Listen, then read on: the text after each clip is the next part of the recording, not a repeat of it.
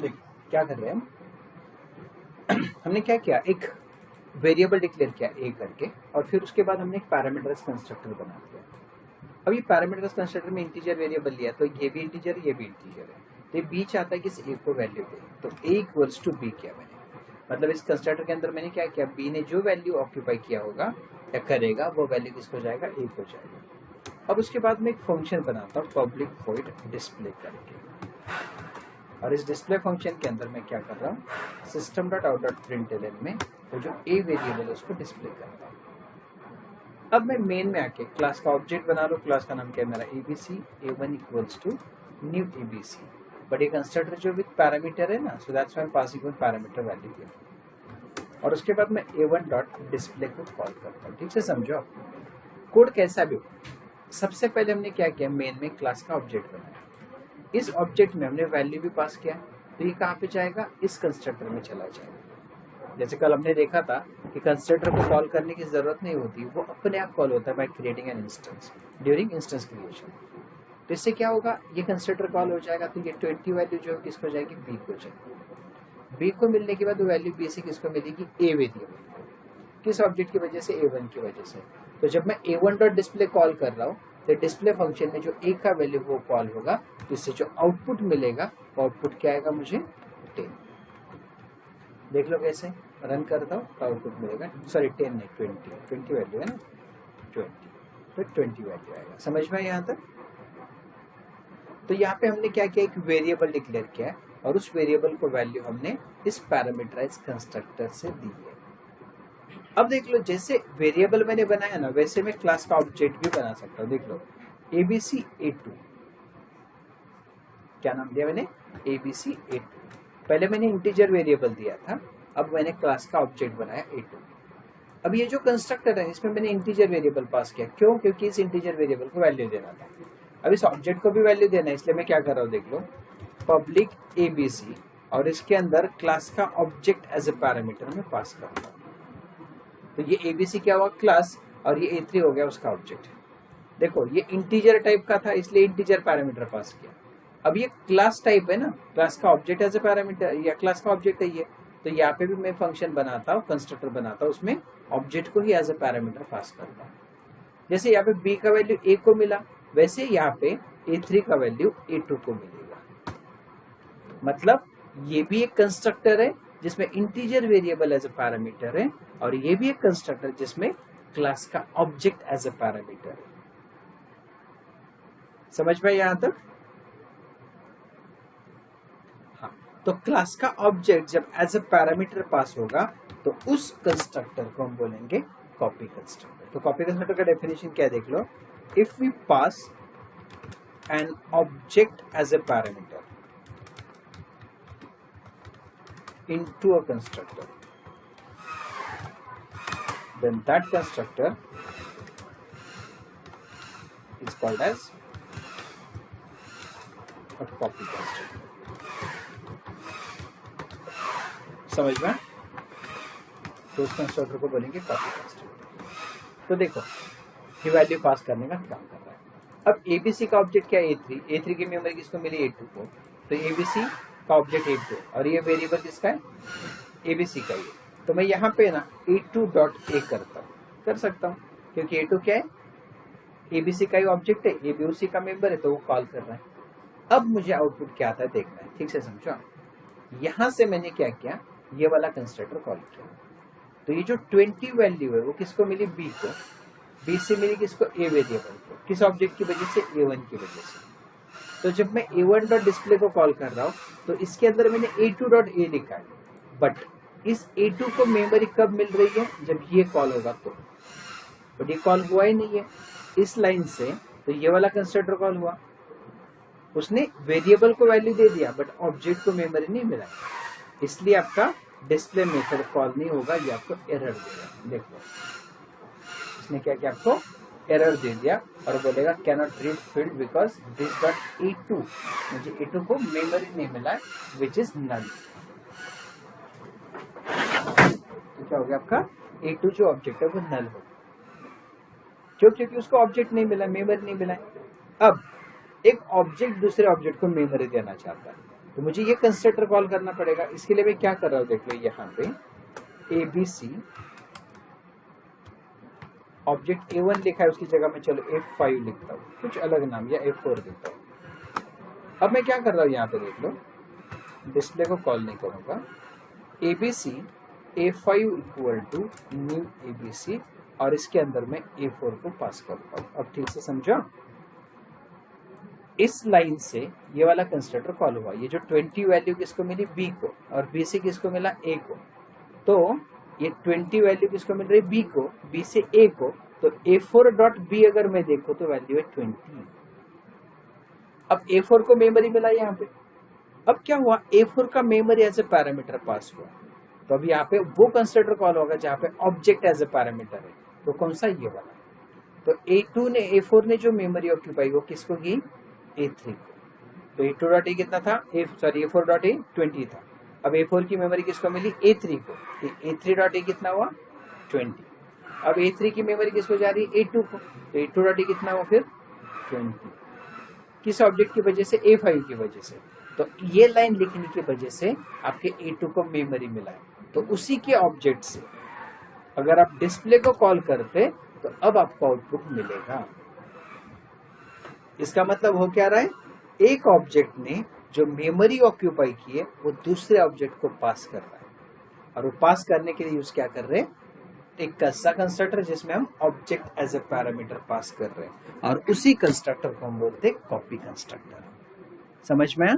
तो copy constructor का मतलब क्या है कि जब हम object as a parameter pass करेंगे तो उस कंस्ट्रक्टर को हम बोलेंगे कॉपी कंस्ट्रक्टर। समझ में आया? हाँ, देखो कोड कितना भी बड़ा हो, कैसा भी हो, सबसे पहले आपका ध्यान जाना चाहिए मेन फंक्शन में।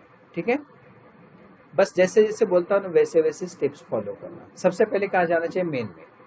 मेन में इस लाइन से क्या हुआ, वो कंस्ट्रक्टर कॉल हुआ जिसमें इंटीजर पैरामीटर पास है। तो ये वाला कॉल हो गया। तो ये जो 20 वैल्यू किसको मिला, B को। B से किसको मिल रहा है, A को। किस ऑब्जेक्ट की वजह से, A4 की वजह से। तो मैं ऐसा बोल सकता हूं A4 डॉट A 20 है ना, क्योंकि A4 है ना, ABC का ऑब्जेक्ट है। तो A4 की वजह से उसको मेमोरी मिला है। तो A4 डॉट A कितना है, 20 है। अब इस A4 को जो मेमोरी मिला है उसको यहाँ पे पास किया। तो इस लाइन की वजह से कौन सा कंस्ट्रक्टर कॉल हुआ, जिसमें ऑब्जेक्ट एज ए पैरामीटर है। करेक्ट। तो ये मेमोरी किसको मिली, A3 को।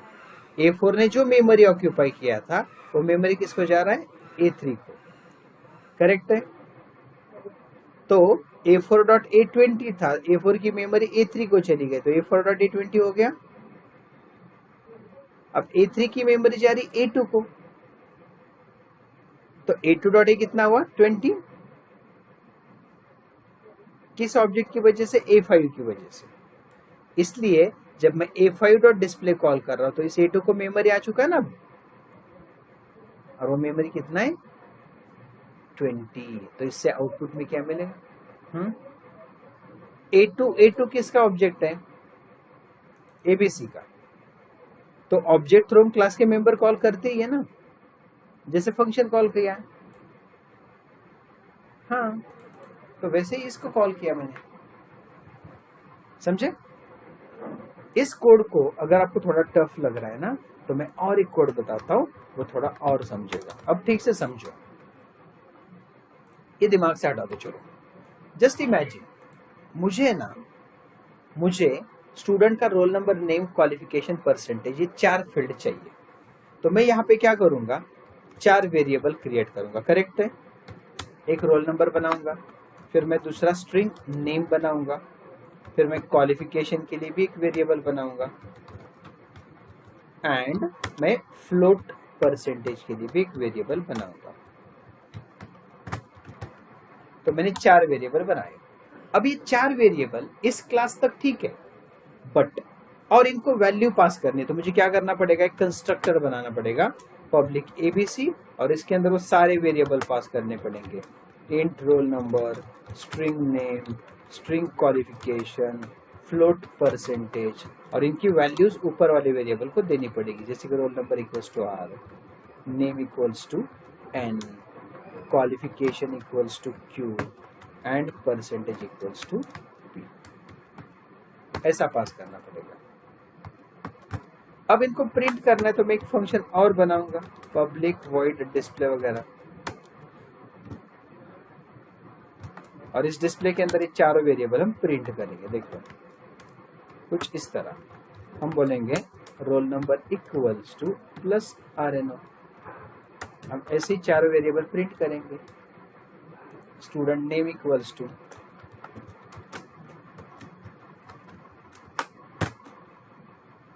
परसेंटेज, क्वालिफिकेशन इक्वल टू, ये बस लेबलिंग है, बस बाकी कुछ नहीं। आपको जैसा देना वैसा दे सकते हैं। And last is what, percentage. तो नेम पास करेंगे, क्वालिफिकेशन पास करेंगे एंड परसेंटेज पास करेंगे। तो मैंने क्या किया है, इन चारों वेरिएबल को एक कंस्ट्रक्टर से मेमोरी दे दिया और यहाँ पे वैल्यू पास कर दिया। अब मैं क्या करूंगा, क्लास का ऑब्जेक्ट बनाऊं। क्लास का नाम क्या, ABC, A1 equal to new ABC, और इसको चारों पैरामीटर चाहिए तो पहला दे दिया रोल नंबर, दूसरा उसको नेम चाहिए अजय, नेक्स्ट क्या चाहिए उसको क्वालिफिकेशन, और नेक्स्ट चाहिए उसको परसेंटेज। फिर कॉल करेगा A1 डॉट डिस्प्ले। करेक्ट है, यहाँ तक आउटपुट आएगा। यहाँ तक क्लियर है मैडम? बस मैं पूछ रहा हूं कि टेल मी इसमें किस टाइप का कंस्ट्रक्टर आया है, टाइप ऑफ कंस्ट्रक्टर क्या है?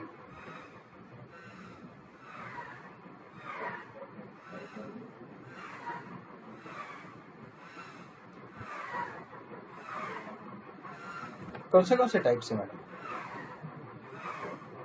पहला डिफॉल्ट, तो ये डिफॉल्ट है क्या?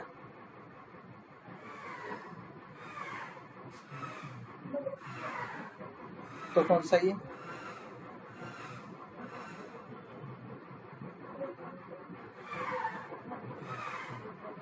तो which type of constructor is this?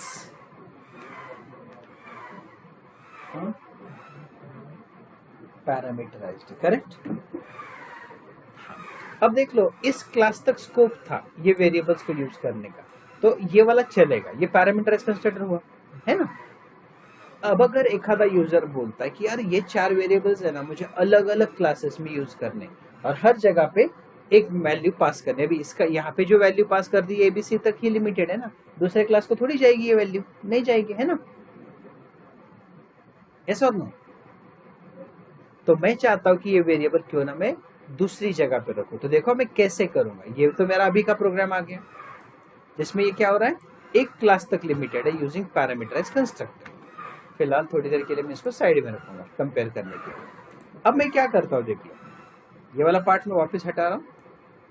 अब मैं क्या करता हूँ, ये जो मेरा प्रोजेक्ट है उसी प्रोजेक्ट में मैं क्या करता हूँ, एक क्लास बनाता हूँ अलग से स्टूडेंट का,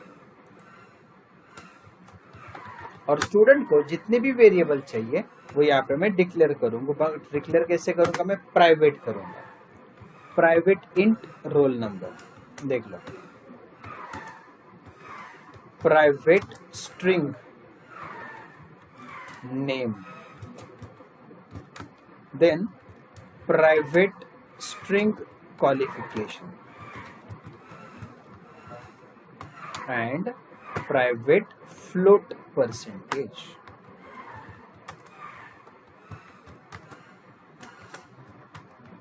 वेरिएबल सारे स्मॉल में रखेंगे हम, तो नेम को भी स्मॉल में रखेंगे। बस वेरिएबल्स मैंने क्या किया, सारे प्राइवेट बना दिए। बट प्राइवेट बनाने से क्या होगा, ये क्लास के बाहर एक्सेस नहीं होंगे। तो इनको अगर बाहर एक्सेस करना है तो हर वेरिएबल के लिए हमें गेट प्रॉपर्टी बनानी पड़ेगी, गेट एंड सेट। गेट का मतलब उसमें से वैल्यू फेच कर सकते, और सेट का मतलब उसमें वैल्यू रख सकते। तो कैसे बनाओगे, देखो ठीक से, हमें कोड लिखने की जरूरत नहीं, अपने आप बनेगा। कैसे, देखो, लास्ट वेरिएबल के लास्ट में कर्सर रखो और राइट क्लिक करके बोल दो सोर्स, और आपको ऑप्शन मिलेगा जनरेट गेटर एंड सेटर। दिखाई ऑप्शन। अब बस इसको क्लिक करो। इसको क्लिक करने के बाद देख लो मेरे सारे वेरिएबल्स यहाँ पे दिख रहे हैं। अब इनको सिलेक्ट ऑल बोलो और जनरेट बोलो और मैं एक्सेस स्पेसिफायर देख लिया फिर पब्लिक है। अब देख लो क्या हो गया, हर एक के लिए दो वेरिएबल बन गए। जैसे पहला वेरिएबल है रोल नंबर, तो उसने क्या किया, गेट रोल नंबर का एक फंक्शन बना दिया, सेट रोल नंबर का। सेट रोल नंबर में देख लो पैरामीटर ले लिया, तो ऊपर वाले रोल नंबर को पास कर दिया और गेट रोल नंबर क्या कर रहा है, उसको रिटर्न कर रहा है। सिमिलरली नेम के लिए भी दो फंक्शन बनाए, get name set name. Qualification के लिए get qualification set qualification, percentage के लिए भी गेट परसेंटेज सेट परसेंटेज। समझ में आया? दिस का मतलब है क्लास के वेरिएबल। जैसे ये देख लो, यहाँ पे भी रोल नंबर है, यहाँ पे भी रोल नंबर है।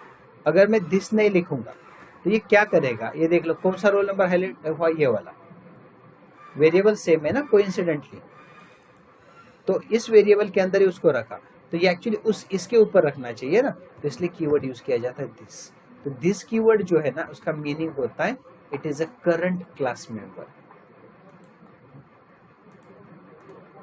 देख लो, जो दिस कीवर्ड होता है ना,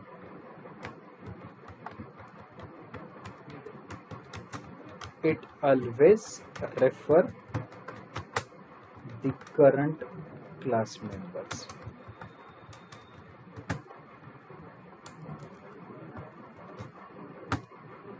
करेक्ट। अब मैं यहाँ पे कंस्ट्रक्टर भी बनाना चाहता हूँ, तो मैं क्या करूंगा, वापस लास्ट वेरिएबल के लास्ट में कर्सर रखा, राइट क्लिक किया, वापस चला गया सोर्स। पहले मैंने गेटर सेटर लिया था, अब मैं लूंगा कंस्ट्रक्टर यूजिंग फील्ड्स। सिलेक्ट किया, देख लो सारे वेरिएबल सिलेक्ट हो गए, जनरेट। तो देख लो यहाँ पे पैरामीटराइज कंस्ट्रक्टर अपने आप बन गया, दिख रहा है? हाँ। सिमिलरली मैं एक डिफॉल्ट कंस्ट्रक्टर भी बनाऊंगा, तो वापस राइट क्लिक करूंगा मैं, सोर्स, एंड मैं लिखूंगा कंस्ट्रक्टर फ्रॉम सुपर क्लास। अब ये सुपर क्लास कंस्ट्रक्टर के हम बाद में देखेंगे, अभी है बस बनाएंगे। तो मेरा एक डिफॉल्ट कंस्ट्रक्टर बना, इसमें सुपर कीवर्ड आता है क्या, हम आगे देखेंगे। समझ में? तो देख लो, मैंने वापस बनाता हूँ, क्या क्या बनाया मैंने। पहले 4 वेरिएबल बना दिए, वेरिएबल के लास्ट में कर्सर रख के मैं राइट क्लिक करूं, source, generate getter and setter, select all, generate. पहले गेट सेट मेथड बन गया, वापस राइट क्लिक करूं, source, constructor using fields, only generate, parameterise बन गया, वापस right click, source, constructor from super class, generate. ये हर जगह पे यूज होगा कंस्ट्रक्टर ऐसा। समझ में यहाँ तक? अब देख लो, इसको मैं यूज करूंगा अपने क्लास पे। अब मुझे यहाँ पे ना roll number, name, qualification, percentage चाहिए, तो मैं यहाँ पे वेरिएबल नहीं डिक्लेयर करूंगा, मैं डायरेक्टली स्टूडेंट क्लास का ऑब्जेक्ट बनाऊंगा, स्टूडेंट एसटी, और इसको मेमोरी कैसे दूंगा, बाय यूजिंग कंस्ट्रक्टर। तो इसमें बोलूंगा मैं स्टूडेंट एसटी। चलो कोइंसिडेंटली दोनों वेरिएबल सेम है, तो हम दिस कीवर्ड यूज कर सकते हैं। अगर यहाँ का वेरिएबल अलग होता तो दिस कीवर्ड नहीं यूज किया तो भी चलता, ये देख लो। बट अगर कोइंसिडेंटली ये सेम है तो यहाँ पे कंफ्यूजन होता है, इसलिए यहाँ पे दिस लिखा जाता है, नहीं तो बाय डिफॉल्ट वो लोकल वेरिएबल लेता है, ये वाला ही, तो इसको मेमोरी नहीं मिलेगा। तो क्या किया मैंने, डिफॉल्ट एक कॉपी कंस्ट्रक्टर ही बना दिया, क्योंकि object as a parameter pass किया है, किसका ऑब्जेक्ट है, स्टूडेंट का। अब देख लो क्या करेंगे, पब्लिक वॉइड डिस्प्ले। अब इसके अंदर मैं स्टूडेंट के सारे पैरामीटर को कैसे डिस्प्ले कर रहा हूँ, देख लो। पहला पैरामीटर मैं बोलूंगा role number equals to plus object कौन सा, एसटी, डॉट करेंगे ना, तो देख लो उसका get roll number function call हो जाएगा जो हमने बनाया था अभी। वैसे 4 variables, student name, then qualification and percentage.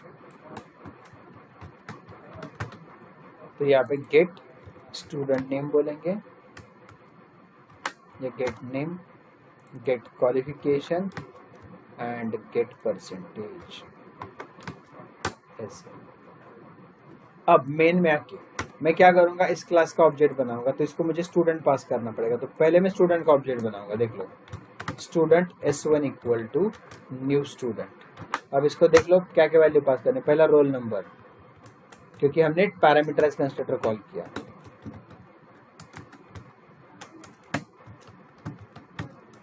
फिर हम क्या पास करेंगे, क्वालिफिकेशन, फिर हम पास करेंगे उसका percentage,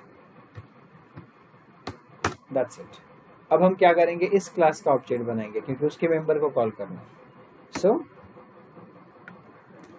abc a1 equal to new abc और अंदर s1 पास किया, तो इसमें s1 ने मेमोरी ले लिया, वो मेमोरी s1 से किसको जा रहा है, इस st को, और वही st को मेमोरी मिलने के बाद अब हम उसको कॉल करेंगे a1 डॉट डिस्प्ले से। तो फायदा क्या हुआ, इस क्लास में 4 वेरिएबल डिक्लेयर करने की जरूरत नहीं। फ्यूचर में और एक आधा क्लास अगर आता है, मान लो चलो आगे जाके कभी एक आधा क्लास बन गया XYZ, क्लास बन गया XYZ और इसमें वापस वही सेम वेरिएबल चाहिए, तो इसको बनाने की बैठने की जरूरत नहीं, बनाते बैठने की। वो बस क्या करेगा, स्टूडेंट का ऑब्जेक्ट बनाएगा, कोई भी नाम, और फिर इसके भी कंस्ट्रक्टर में वो क्या करेगा, ऐसा पैरामीटर पास किया जाएगा। ये वाला पार्ट हमें बहुत यूज करना है। So this dot s equal to S, फिर यहाँ पे डिस्प्ले भी कर सकता है। तो फायदा क्या हुआ, एक ही बार वेरिएबल लिए और बस ऑब्जेक्ट थ्रू एक्सेस कर।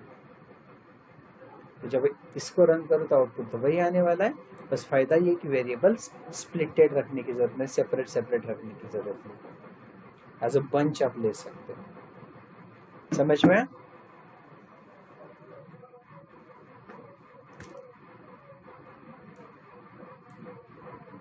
ऑब्जेक्ट है, करेक्ट है, हाँ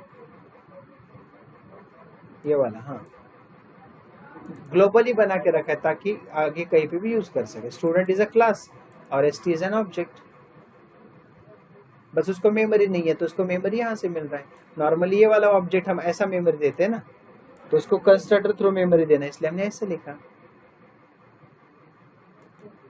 यहाँ से वैल्यू पास हो रहे हैं इसको बाहर से। जैसे कभी आप ऐसा लिखते हैं ना, int a इक्वल टू 10, कभी कभी ऐसा लिखते हैं और कभी कभी ऐसा लिखते हैं int a और इसके अंदर क्या लिखेंगे, इक्वल टू 10 लिख सकते हैं ना ऐसे। तो अलग जगह पे डिक्लेरेशन, अलग जगह पे वैल्यू, समझे? तो इसको ना एक बार करके देखो ठीक से, समझे? ये बहुत इंपॉर्टेंट पार्ट है।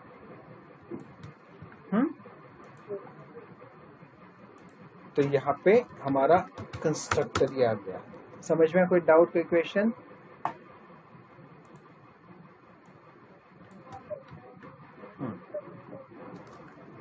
हाँ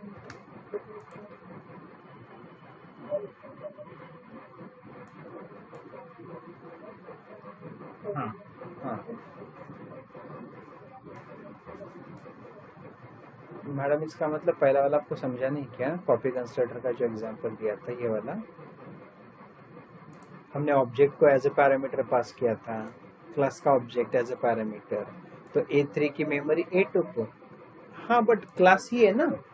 एक सिंपल चीज डेफिनेशन याद रखना कॉपी कंस्ट्रक्टर का, कि when we pass an object as a parameter, तो ऐसा कोई कंपल्शन नहीं कि खुद का ही ऑब्जेक्ट पास करो, दूसरे का भी कर सकता हूं।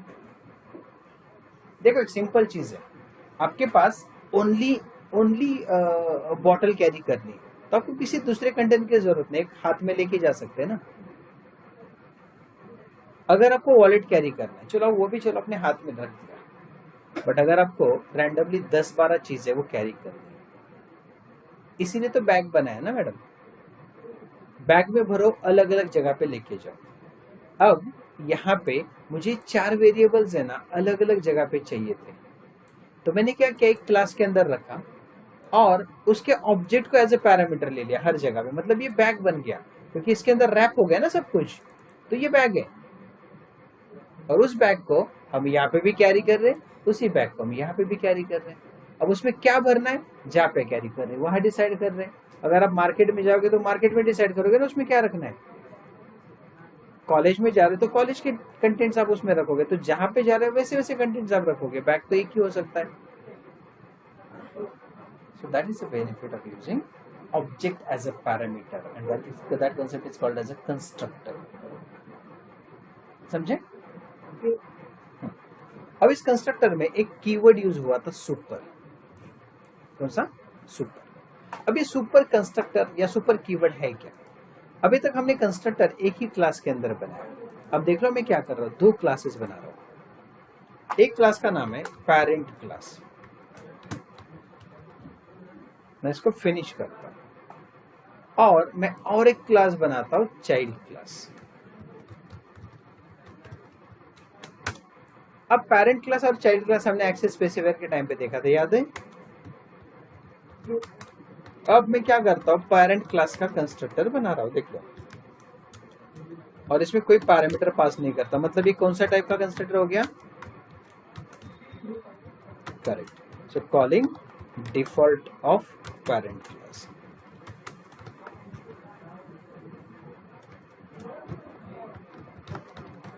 और मैं और एक कंस्ट्रक्टर बनाता हूं पेरेंट क्लास का ही, बट इसमें मैं एक इंटीजर पैरामीटर पास करता हूं। तो ये कौन सा टाइप हो गया?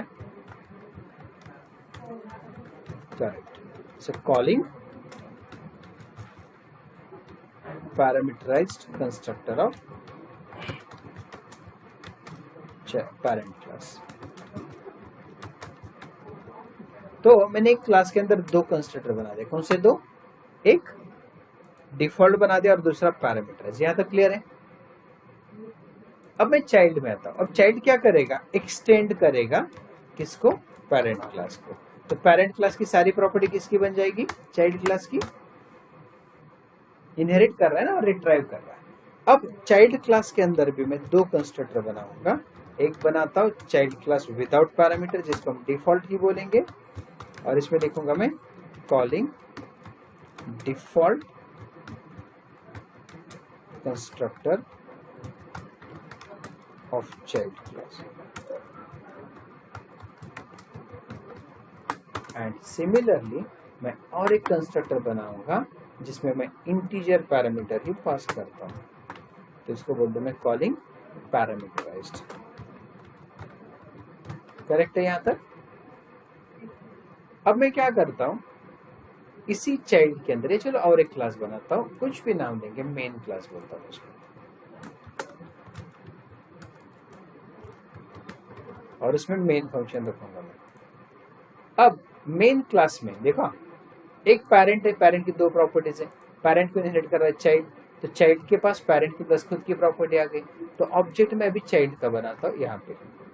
तो मैं ऑब्जेक्ट इसका बना रहा हूँ child class C1 equal to new child class. मुझे बताओ इससे कौन सा कंस्ट्रक्टर कॉल होगा? चाइल्ड का कौन सा कॉल होगा? पहला वाला या दूसरा वाला? डिफॉल्ट या पैरामीटराइज्ड?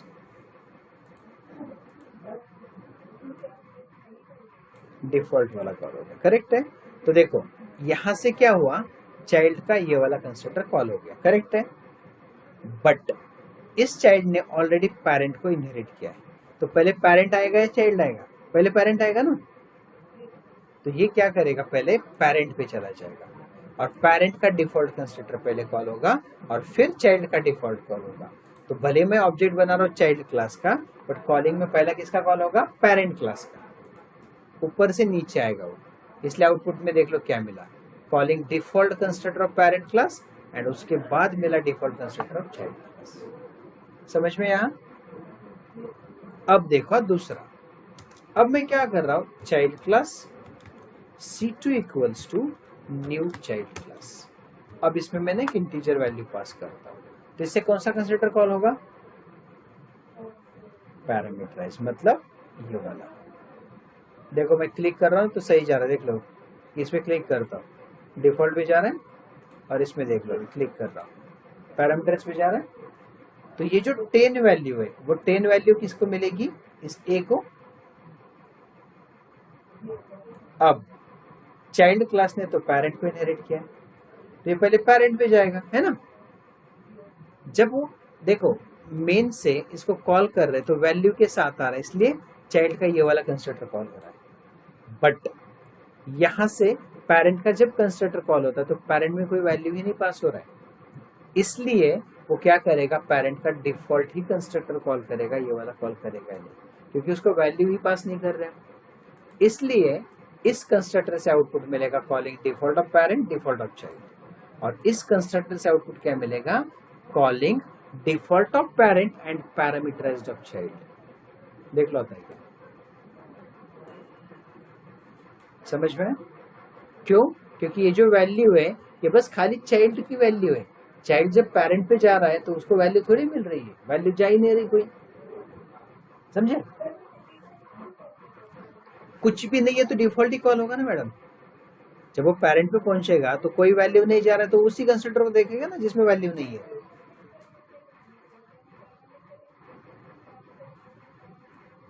करेक्ट, करेक्ट है कंस्ट्रक्टर को, नॉट फंक्शन को। ओके, करेक्ट है। तो ये किसका पैरामीटराइज्ड है? ये वैल्यू किसको पास हो रही है? चाइल्ड को ना। तो ये चाइल्ड को मिल गई ना वैल्यू, तो चाइल्ड का पैरामीटराइज कॉल हो रहा है।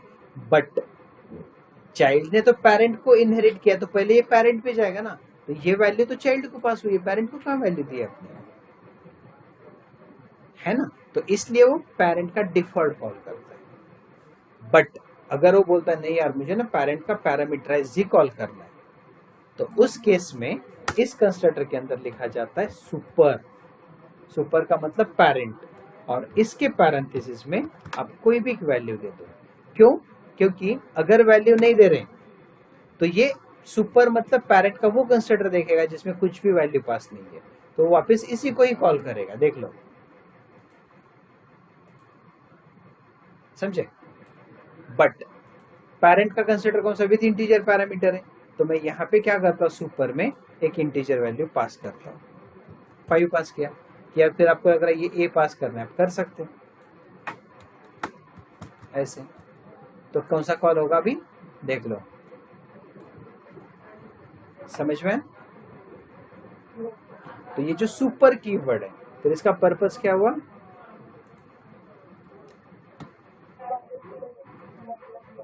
पेरेंट की प्रॉपर्टीज को कॉल करना।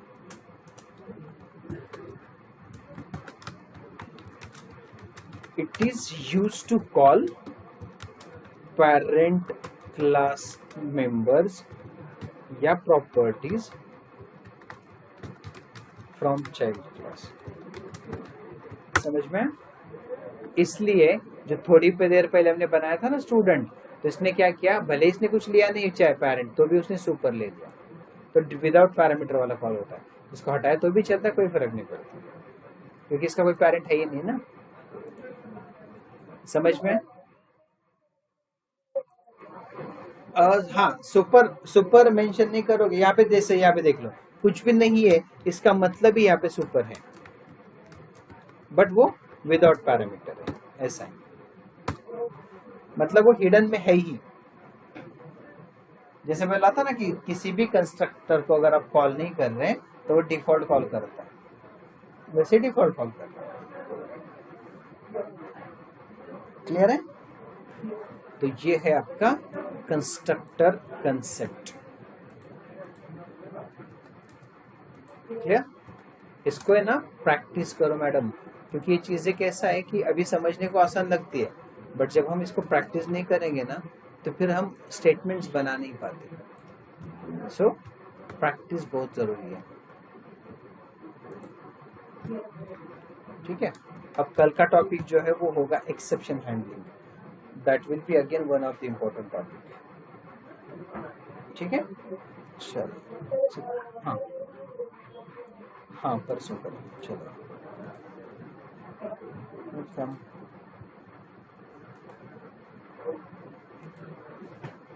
समझ लगा इंस्ट्रक्टर? तुला ना पाठवतो चालतंय।